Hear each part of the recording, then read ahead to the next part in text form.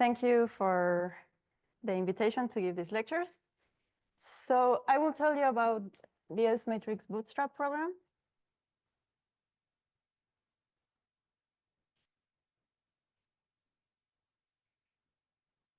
Of which you already heard about some incarnation with Henriete's lectures. But what I will try to teach you here is how we can use this Bootstrap philosophy to actually chart the space of non-perturbative amplitudes. So the goal will be to understand how we can chart the space of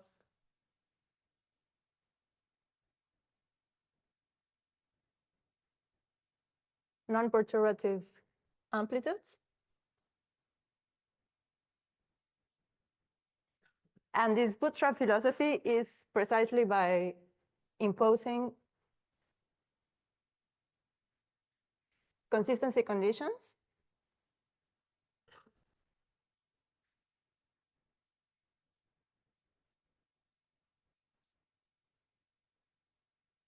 coming from general physical principles.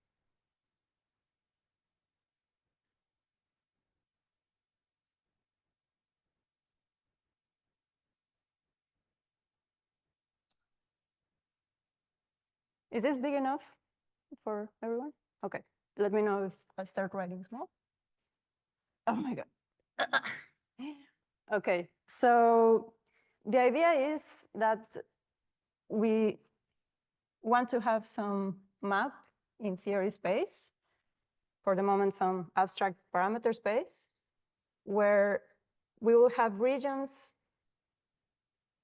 where theories are allowed. They are consistent with all these physical principles. And some other regions where things are excluded. And since we're dealing with amplitudes, whatever is inside here will be consistent non-perturbative amplitudes. So we will get this type of plots using Bootstrap.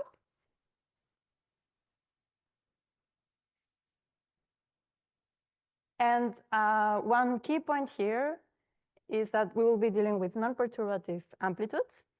So this means that in this theory space, we will have both weak and strongly interacting theories. And of course, we know that for strongly coupled theories, we cannot use perturbation theory. So this is one way to try to tackle these amplitudes. So that's the main goal. Now, this is, of course, a very hard problem. So what I will do for these lectures is focus on gap theories, where you have a mass gap, so particles are massive. And this is because, I should wait for this to dry. Okay. The axioms we will use are on firmer ground.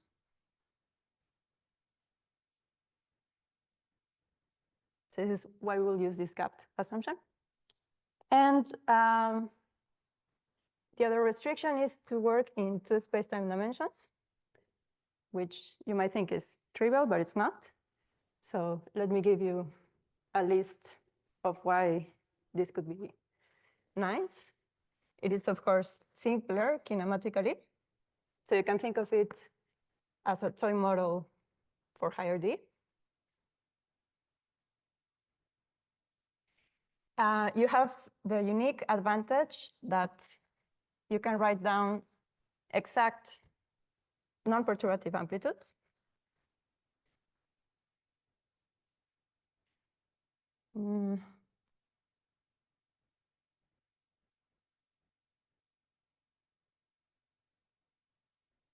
This is because there are so-called integrable theories.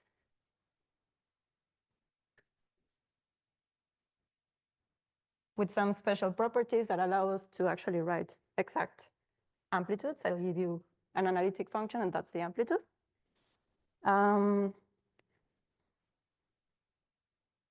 Also, there are interesting physical models in 2D, so we can connect to some physical models, like the formations of certain conformal theories, etc. And as I will try to explain, there are still many mysteries, even in 2 space-time dimensions, which in my opinion, mysteries.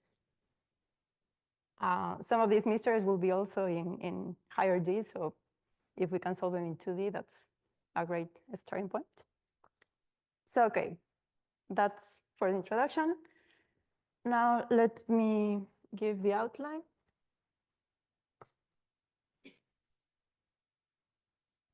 For these first 2 lectures today, I will first review what are these consistency conditions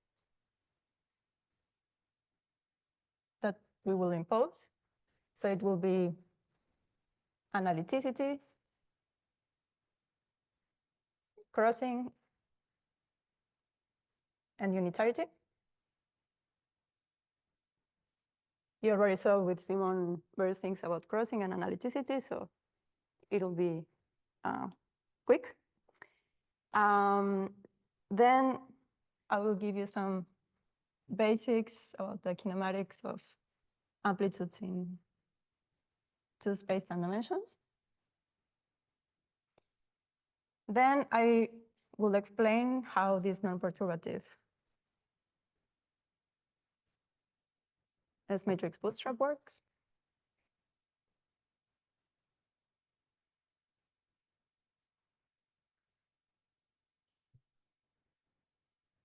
So, yes. Okay. Should I erase and do it again? Okay. So here I will review various things. There is a so-called primal approach in which we explore this space from the inside by constructing explicitly consistent amplitudes. I will give you various examples of bounds we can get using this matrix bootstrap that actually have, some of them you can even get analytically. Some others we need to do numerics. And I will also explain another approach called dual, in which we put rigorous bounds and explore this space from the outside and actually exclude regions in this space of theories or amplitudes. Okay, so that's for today. And then tomorrow, we will do some exercises. So I prepared some PDF that you will get in an email at some point today. And so that you will actually get these bounds I will show you today numerically. It's pretty easy. I just want to demystify how things work. And then in the final lecture, I will talk about 2 more recent applications or developments. One is, we call it form factor bootstrap.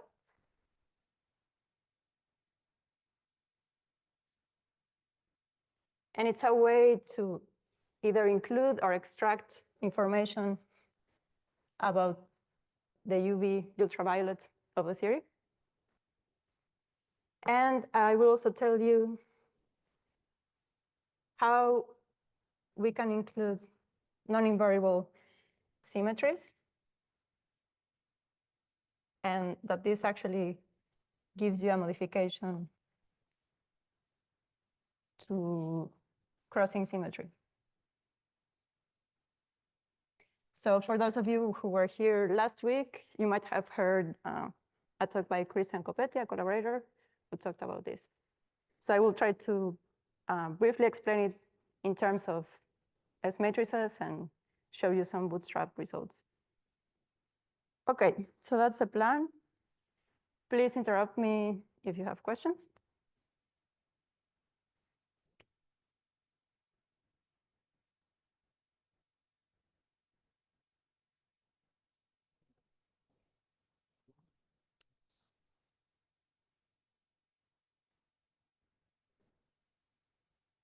Okay, so to start with the consistency conditions,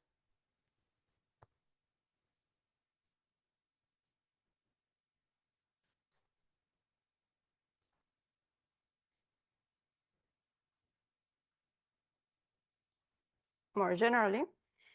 So the zeroth one, which I didn't even write, is Lorentz invariance,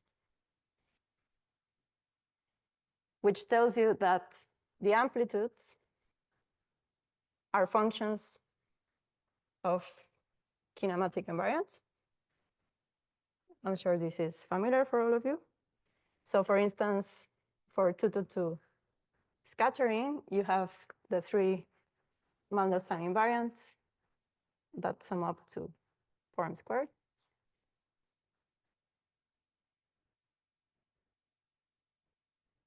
So its amplitudes are functions of these variables. Then we have analyticity,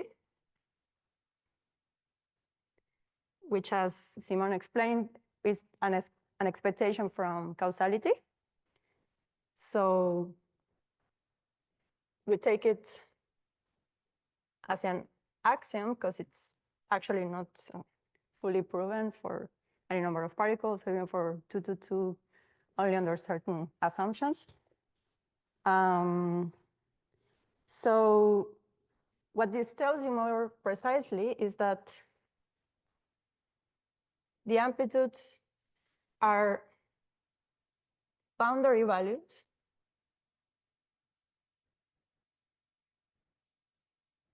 of analytic functions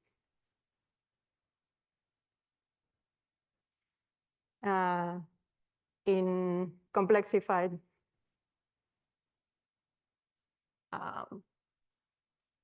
invariants. So in terms of these variables we have here, how these functions looks in the complex plane where we complexify these variables. And what you expect to have, because they're not fully analytic, they do have some singularities, but the statement is that the possible singularities you can have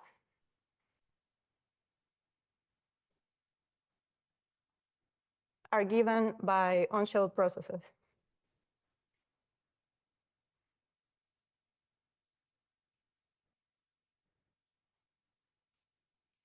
So we will take this as an axiom. And to review some of the expected singularities, let's think about 2-to-2 scattering. Actually, I will just talk about 2-to-2 scattering. So we expect poles for bound states.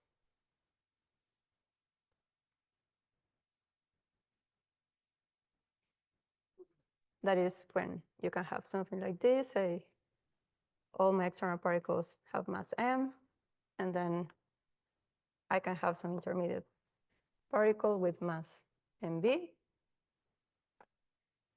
So here you have some cubic couplings. So in the amplitude, this will give you a pole when S, I'm taking time going in this way and using P1, P2, P3, P4. So when S, which is P1 plus P2 squared, the center of mass energy, has a pole precisely at this mass. This is the physical mass.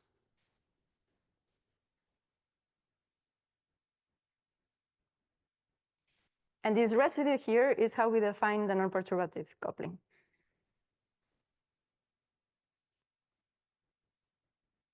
So it's really the full thing. It's not just a tree-level diagram. Okay, so this is for bound states. Over here. Another thing we can have are n-particle thresholds.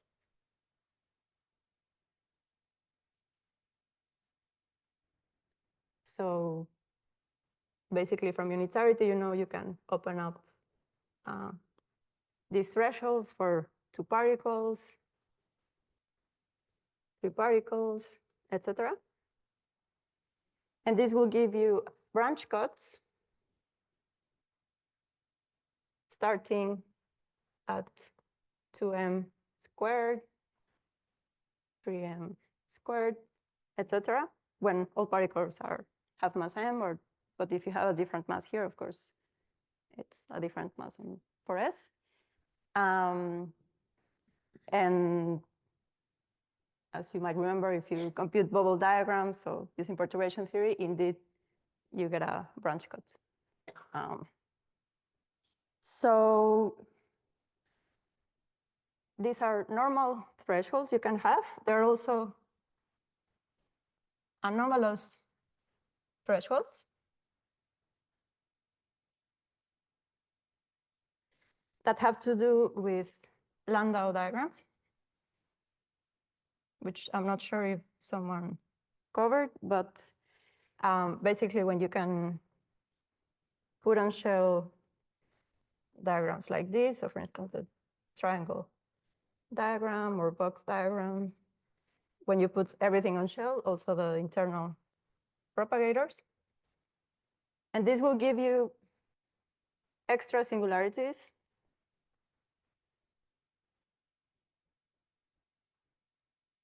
that appear at some point that you cannot really say, okay, this is clearly some physical state propagating. So these anomalous thresholds are important for when m, the external particle, is not the lightest.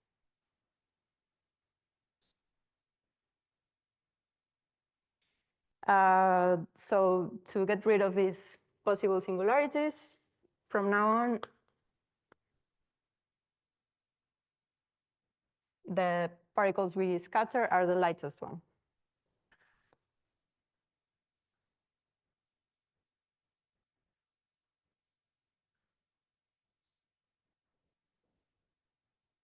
Okay.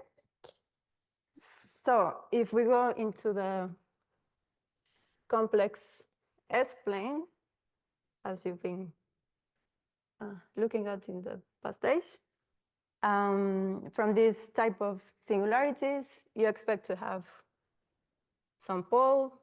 If you have a bound state at mass mb, then you have a cut starting at 4m squared. You can have other cuts starting at 9m squared, etc. So this is some of the singularities we expect. But of course, we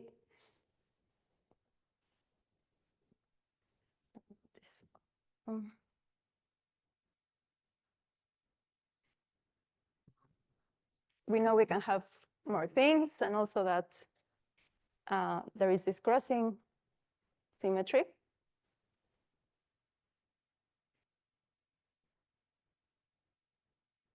Is it okay if I write in the last one? Yeah.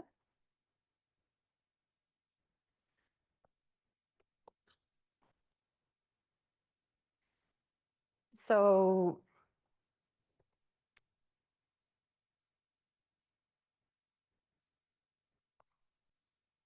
here I'm repeating what Simon already said, but crossing relates processes in which you exchange in and out states. So basically, comes from thinking of a particle as an antiparticle traveling backward in time. So for this amplitude, with P1, P2 going to P3, P4. I'm using P3, P4 now. When you see time flowing in this direction, let me write it down as A1, A2 going to A3, A4. If we do crossing, say we cross particles 2 and 3, then we will end up with a process in which we have A1, A3 bar going to A2 bar, A4. So the center of mass energy for each process here is S, the center of mass, energy squared. And here is T.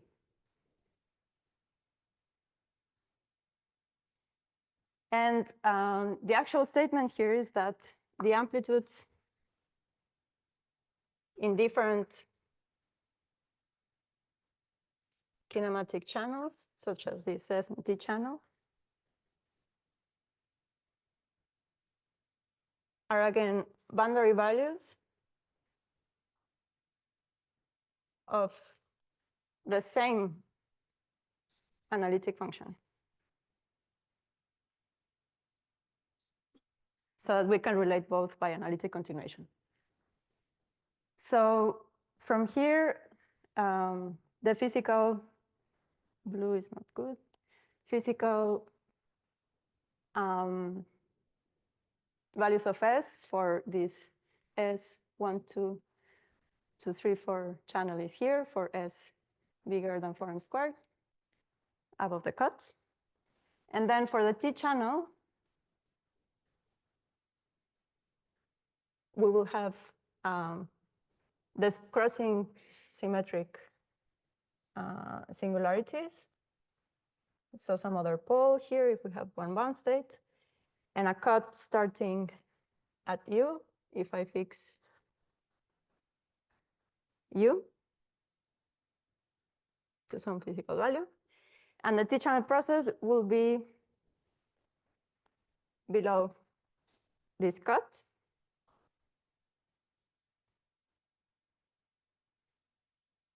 And that is for when T is bigger than 4m squared, which means S below 0. Sorry, 0 in 2D, but U minus U here. So this would be the amplitude for S1, 3 bar going to S2 bar 4. This is already familiar from Simon's lectures. Now, there is also this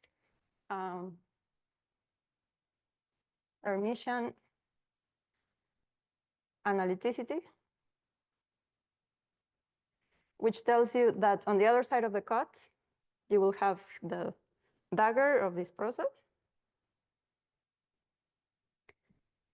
And the same here.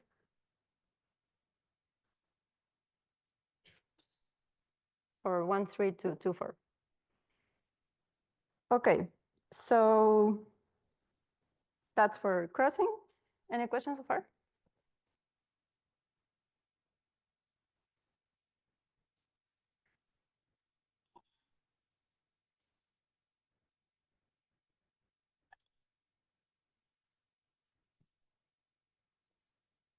Okay, so now let's discuss unitarity, which is the final condition.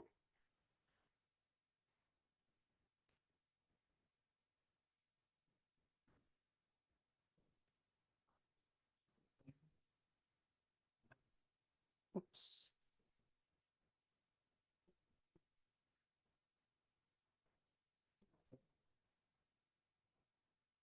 So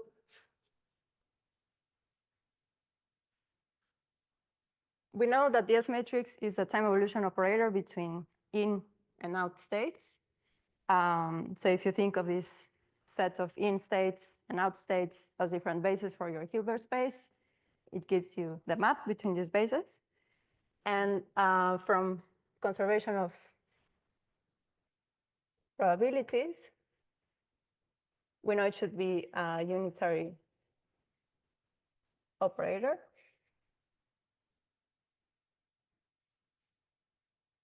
So a consequence of this condition for 2 amplitudes. Okay.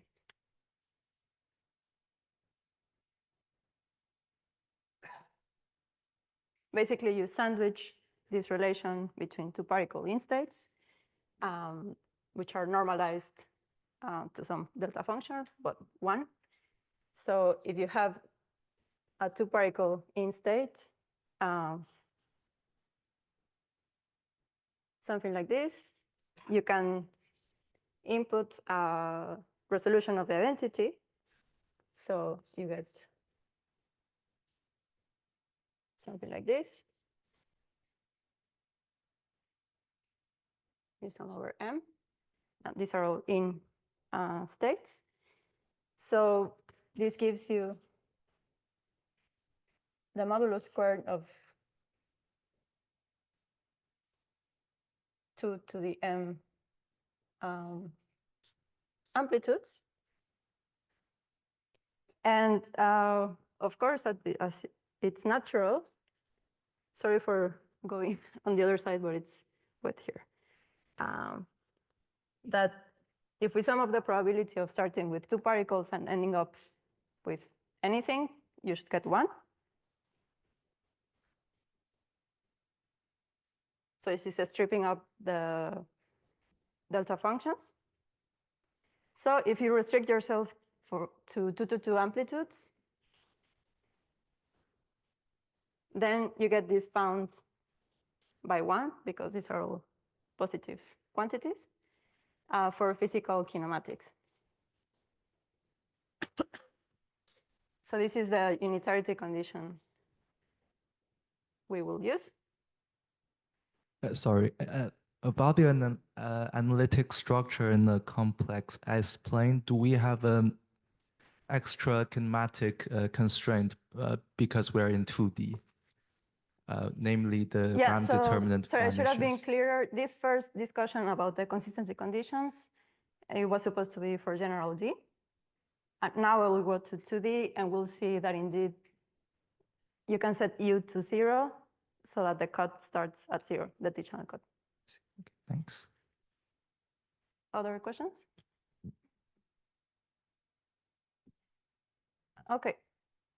So I think I still have space.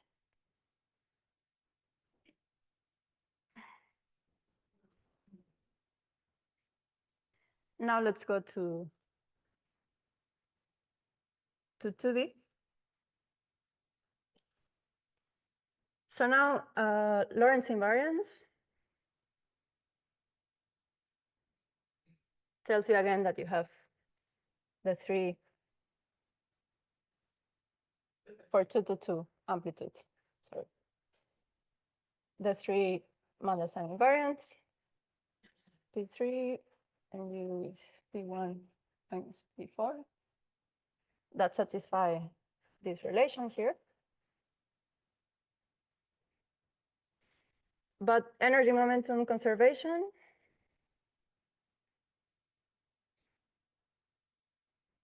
implies that the set of outgoing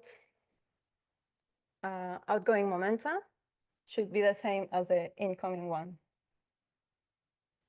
So either P3 is equal to P1 or P3 is equal to P2,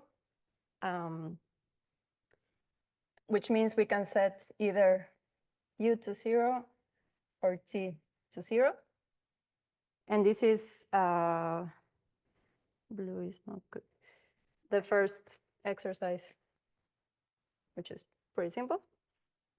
So what this means, because we have this condition between ST and U, is that this 2 amplitude will be a function of a single Mandelstam invariant S, because T is just 4m squared minus S. So you have one function of one complex variable. That's very nice. Yeah. It's not clear to me why there is that so where you write exercise 1, okay? So you Yeah. said that P1 is equals to P3 or P1 equals to P4, something like this. Yeah, the incoming 1, 2, 3, 4. For this 2 to 2 amplitude, if you just say, okay, my energies and spatial momenta should be the same in and out, sorry, the sum of them, you will see that you will get this equation here. And it's natural because you don't have scattering angle, right? So. Okay, so maybe I'm confused because in principle one can have any angles. Okay, so the directions of these momenta can be in any direction. But maybe we're because we are in 2 so it's dimensions. just one Okay, space sorry, dimension. okay, Yeah. sorry, thanks. No, thanks for the question. Yeah, okay. So now let's see what analyticity crossing and unitarity gives for this amplitude in 2D.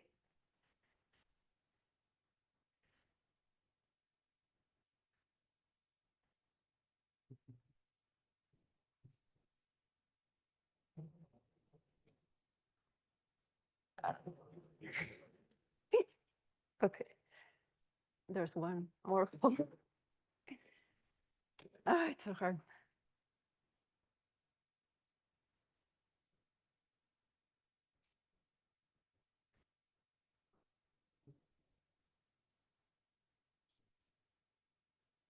I need an assistant.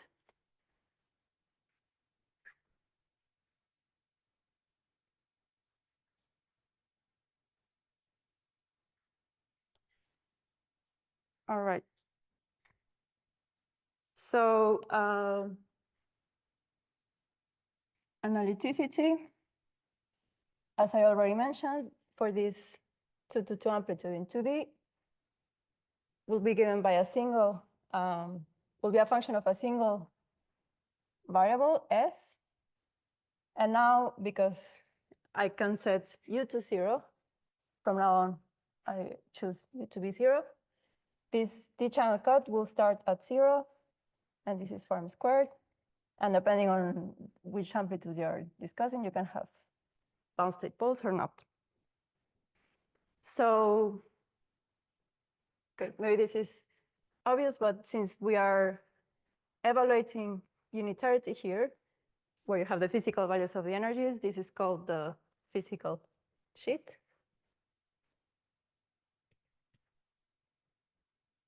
Because of course, if you go through the branch cuts, you get into other sheets. Now, crossing will tell you that S of S is the same as S of T, form squared minus S. And finally, unitarity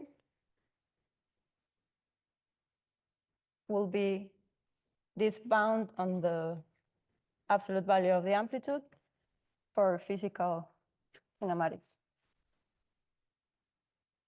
So this crossing equation, it's useful to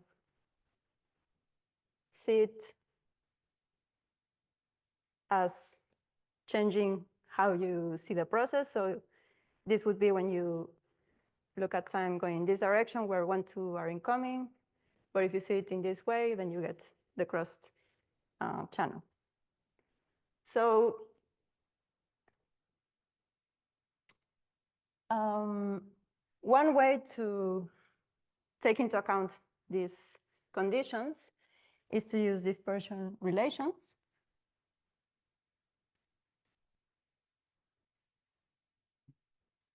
Which you already saw with Henrietta. So this is a way to make analyticity and crossing manifests. So the trick is to use complex analysis. So you can write this as a contour integral where you enclose this point S. So, I'm a mess with the, no, it's here, perfect. So we start with some contour like this somewhere at some point S. And we can blow it up since we know it's analytic. So since we have this unitarity condition, the amplitude could go at most to a constant at infinity. So we should do it for S minus this possible constant. But as you see, you can pick up the poles for the bound states.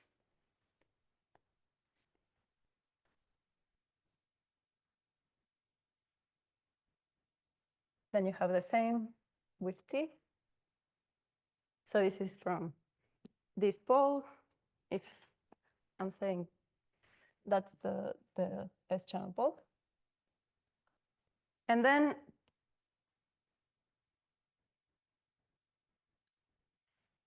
okay, I'm blowing up the contour. So I'm picking up these poles. And I also get the discontinuities across the branch cuts. So this row that I'm writing here, row of X, will be precisely that discontinuity. And you get from here the kernel X minus S, X minus T. And this row is 1 over 2 pi I, S above the cut, S below. So it's continuity. And if you have time reversal, it's just time reversal symmetry. It's just the imaginary part of the amplitude. So this is using real analyticity, which comes from this Hermitian analyticity I mentioned before, that tells you at complex values of S, you will get the complex amplitude. And this is how you get the imaginary part. Okay, so yeah, I'm gonna skip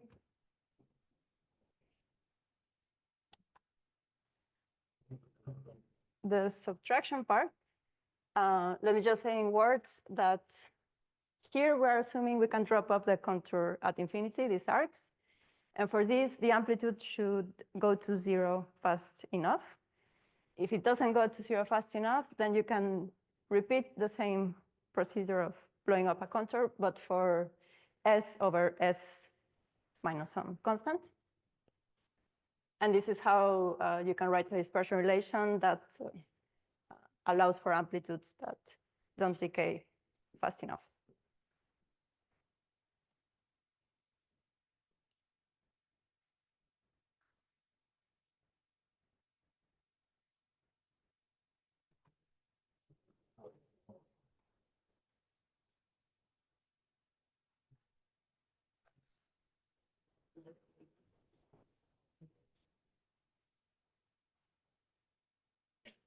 Okay, so now let me tell you how we can use these consistency conditions to actually. Lucia? Yeah. Is this assumption of the decay in the amplitude equivalent to the assumption that Henriette named the Martin-Froissart bound? Are we assuming something In higher like that? D, yes. I see. But here, oh, I didn't mention something important. But okay, I will mention later. Because of unitarity, you know that at infinity, it can go at most to this constant 1. So, but this is, yeah, thanks for the question, because I forgot to say this. What I was supposed to say here is that this 2 to 2 into out, usually we'll write it down as 1 with the disconnected delta functions and T with a connected one. But because of this condition here, you can write everything with just, okay, with some proportionality factor with the same delta function for everything. So I'm putting the identity part and the interacting part together. So this is why you have this bound from unitarity. Thank you. More questions?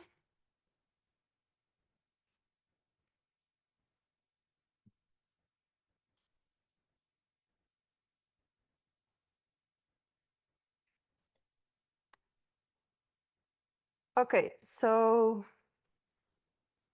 what can we do with these consistency conditions?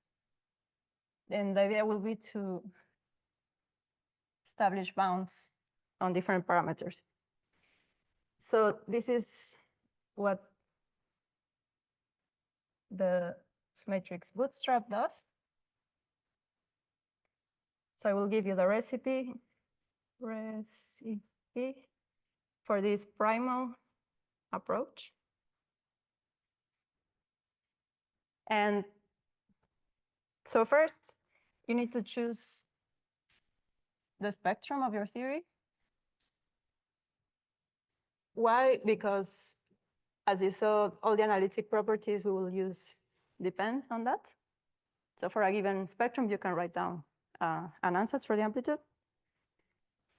So we make an ansatz that is already taking into account analyticity and crossing, such as the dispersion relation I wrote. And then to put bounds, you want to maximize some functional that I call curly f, subject to unitarity, which is the last thing we haven't input yet.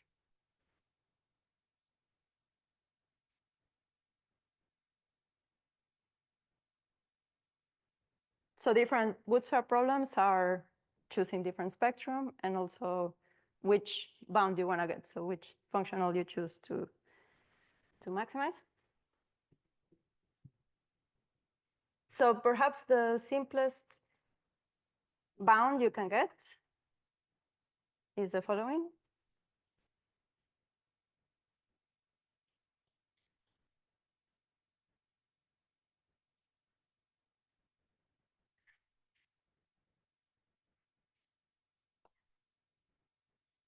So this will be example 1.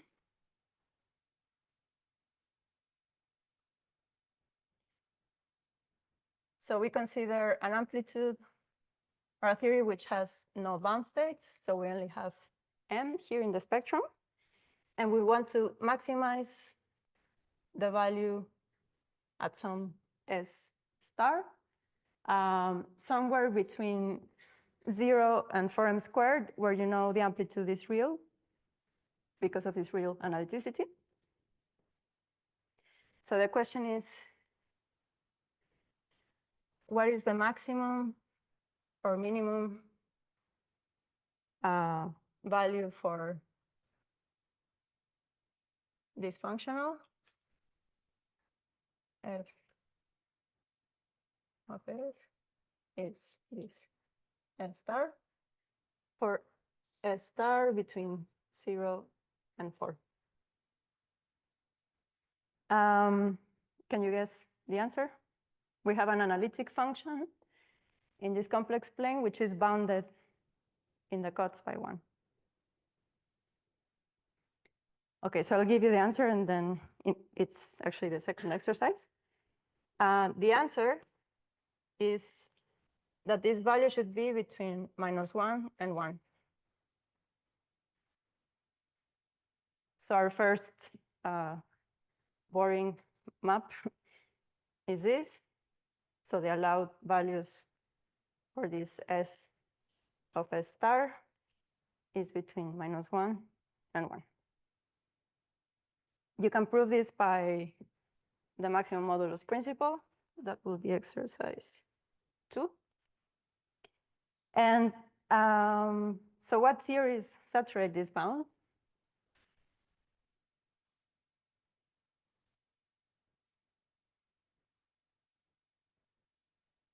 It's when you have a constant, s equals just 1, which is free boson, or -1 for the minimum, which is free fermion. And these amplitudes that saturate the bounds, we call them extremal amplitudes.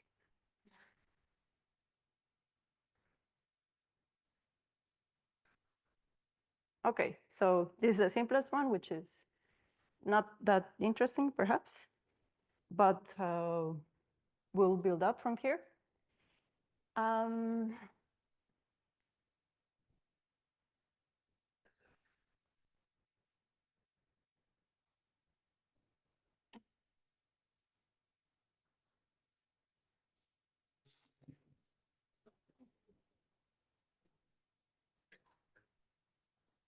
Let's do a second, less trivial example.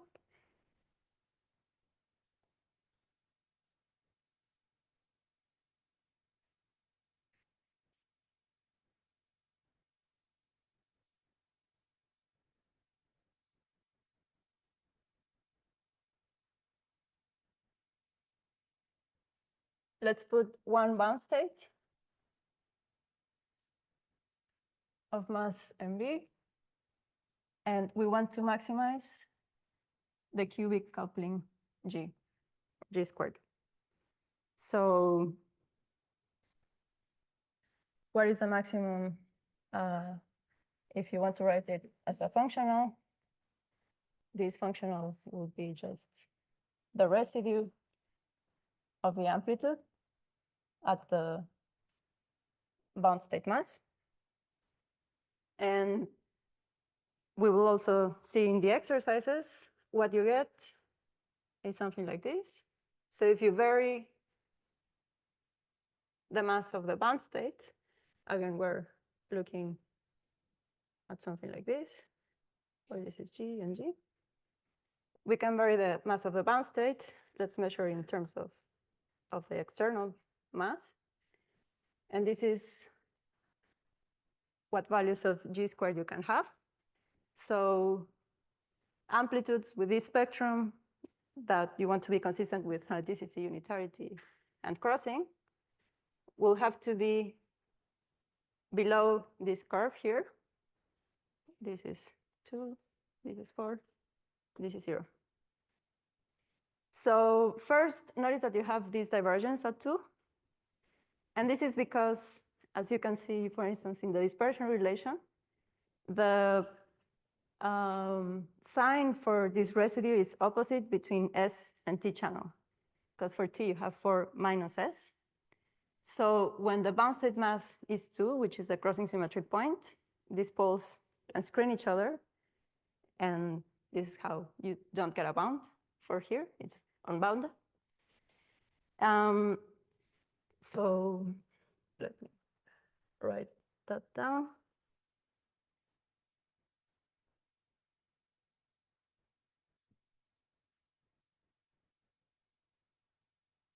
There is a screening between S and T poles.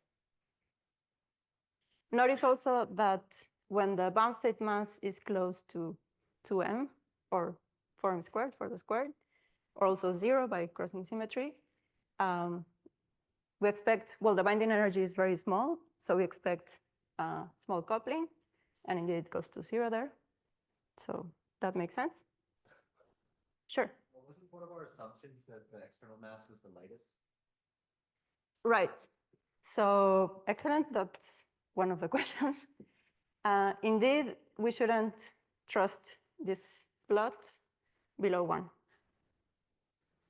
Mm-hmm. Just going back to the first example. Yeah. How do we see that the boson, the fermion are like they have the sign difference? You can. It's basically like the anti-commutation of fermions. You can do the exercise with AA daggers. All right, thank you. Yeah. More questions?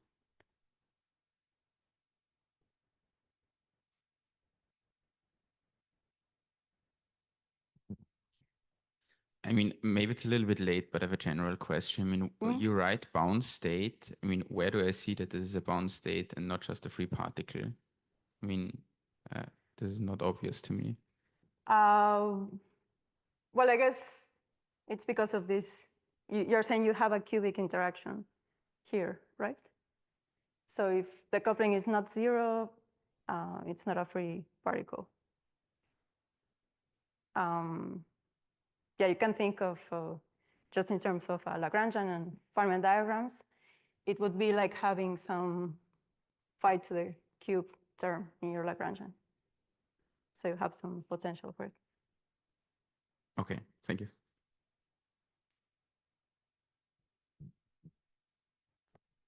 Okay, so we actually can derive this analytically as well. So the S matrix that gives you this maximum coupling, G max, it's this one. So you have S, let me write that, form squared minus S plus MV 4 minus MV squared. Sorry for squeezing this. Yeah, okay, I'll write it below.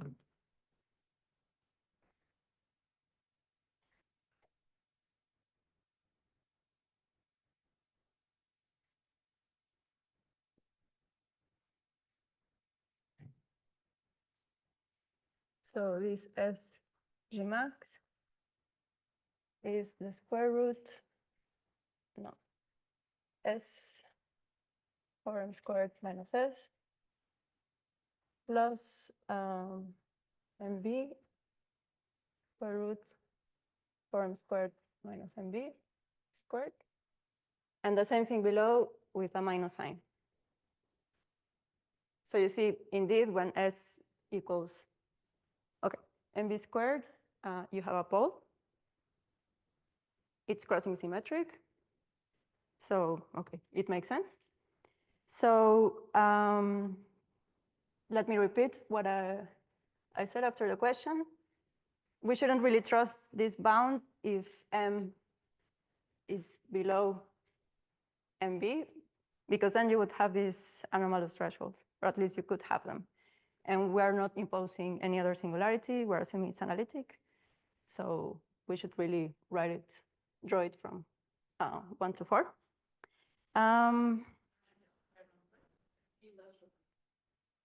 Yes. Thank you. Can I also ask, I mean, why is there not an upper bound on G? Yeah. Shouldn't there be an upper bound on G squared to satisfy that S can't be bigger than 1? Yeah, this is what this plot is, right? So this line gives you the upper bound for the cubic coupling. And it's only unbounded here because of the screening of the T and S. Okay, poles. but the fact that it diverges even close to 2 seems a little confusing. Well, I mean, if you just look at that expression there, they cancel each other, right? So you have 2 poles with different residue on top of each other. You can make it as big as you want because they cancel. Okay. So another thing to notice about this extremal amplitude is that it saturates unitarity. So we have an equal sign here. Yeah? So maybe the reason that G can diverge is that unitarity acts on the physical cut, right? For S bigger than 4. So for the pole itself, it doesn't have to be smaller than 1 at that point because it's below threshold. That's true, but on the other hand, since you have analytic functions, you know, The boundary things are not actually dictates. disconnected. So even for this first example here, you cannot make it bigger than 1 because this maximum modulus principle that we'll see tomorrow. Yeah, okay. So yeah, it's the power of complex analysis. Thank you. Okay, so this extremal amplitude saturates unitarity, which means that we're actually setting all these processes to be 0, these two to n. In other words, we have no particle production.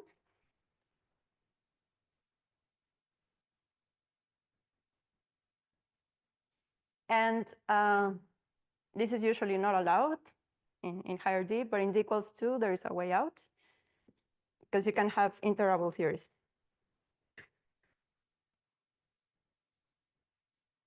So let me say 2 words about integrable theories.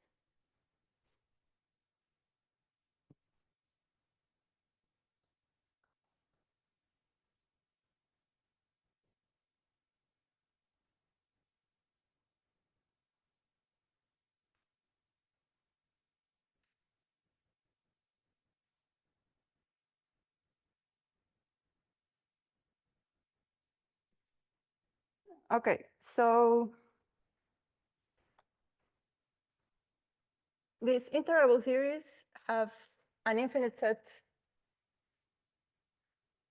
of conserved currents and charges, which, among other things, imply that there is no particle production, and that you have factorized scattering, which means that any n-to-n processes, say 3 here, you can write it down as a sequence of 2-to-2 body scattering, actually in different orders, and you should get the same. So these are the Yang-Baxter equations for the amplitudes. So here, if you have this unitarity saturation, you expect it to correspond to an integrable theory, this amplitude. So is it true that in these bounds we have an integrable theory? And the answer is yes. Well, actually, let me just bring back.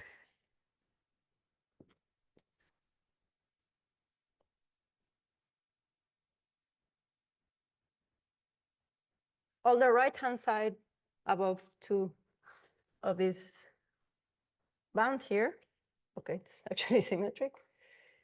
This bound here corresponds to scattering of certain type of particles called breathers in Sine-Gordon theory. So this Sine-Gordon theory has the interacting Lagrangian with some cosine function, cosine b phi minus 1, so that if you expand it, you have the mass term, and then a bunch of other interacting terms, where these constants here are such that you don't have particle production.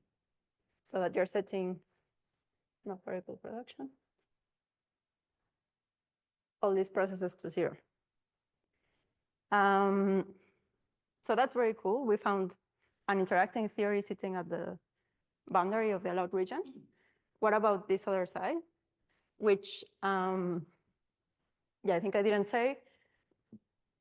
I didn't write it down. The extremal amplitudes, on one side, it's with minus, which would be the Sine-Gordon amplitude. On the other side, it's plus. Why? Because we're setting this coupling to be positive. So we need to change the sign if we want to interpret this as the S-channel pole. So this other side, we know the amplitude, but it's an unknown model. So this Sine-Gordon amplitude was the minus G max. And theory for S plus is unknown, but we have the full amplitude. So the theories that correspond to the boundary of the allowed region, are we saying they correspond to theories with no particle production Yeah. in their S matrix? And is there a way to see that from just from the S matrix without thinking about it? Yeah, so it's this condition that the unitarity is saturated, which means, yeah, to have unitarity saturation, you need to set all these 2 to n processes to 0. Okay, thank you. How much time do you have? Okay. So, yeah, actually, it's also a nice place to stop. But what we will see next time is how to get more interesting bounds and actually know how to do this Bootstrap numerically, because so far we did the simplest possible thing. So the simplest spectrum, a single type of particle. And also we're putting bounds in just 1 or 2 parameters. So just this matrix at a given point, or in this MB versus G squared plots. Thank you. Can I ask the question? So the boundary we have here for one particle, is the bound like can be analytically found, like exact solution, or it is numerically found? You can find it analytically as well, and that's exercise 3. Okay. Okay, yeah, thank you.